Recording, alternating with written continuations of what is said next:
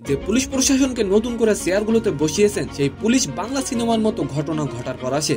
দোস্ত, আমরা কেন ঘটনার পর 2 ঘন্টা ধরে যোগাযোগ করেও পুলিশকে মাঠে আনতে পারি না বলে অন্তর্বর্তী সরকারকে হুমকি দিলেন সার্জিস আলম।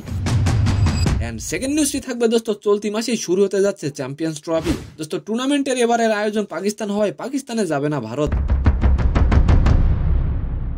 দোস্ত, আর এবার ভারতকে কঠিন বার্তা দিলেন পাকিস্তানের প্রধানমন্ত্রী শেহবাজ শরীফ। নিউজ দুটি জানতে আশা করি ভিডিওটি সম্পূর্ণ দেখবেন। সালাম, নমস্কার দোস্ত।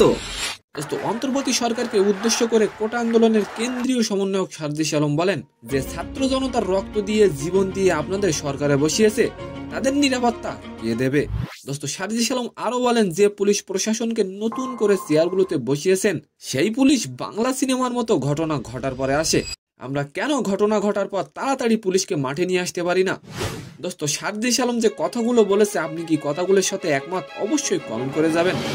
সার্জিস আলম বলেন, খুনি হাসিনার দোসররা গাজীপুরে আবার উৎপাত করতে চাইলে ছাত্র জনতা তাদেরকে আর ছাড় দেবে না। দোস্ত, তিনি আরো বলেন, একদল গ্রেপ্তার করে 2 দিন পরে খুনি হাসিনার দোসররা তাদেরকে জামিন দিয়ে দেয়। এসব 5 অযোগ্যদের এখনই অপসারণ করতে হবে।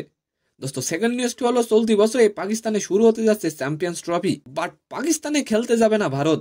এমন পরিস্থিতিতে দুবাই 23শে ফেব্রুয়ারি ভারত ও পাকিস্তান মুখোমুখি হবে। দোস্ত, সেই ম্যাচের আগে পাকিস্তান ক্রিকেট দলকে প্রধানমন্ত্রী শেহবাজ শরীফ বলেন, শুধু চ্যাম্পিয়ন্স ট্রফি জিতলেই হবে না, এর পাশাপাশি ভারতকেও হারাতে হবে। তো সম্মানিত দর্শক, আজকের ভিডিওটি কেমন লাগলো অবশ্যই কমেন্ট বক্সে জানাবেন। আর ভিডিওটি যদি ভালো লাগে অবশ্যই একটি লাইক দিয়ে আমাদের চ্যানেলটিকে সাবস্ক্রাইব করে দিবেন। ধন্যবাদ।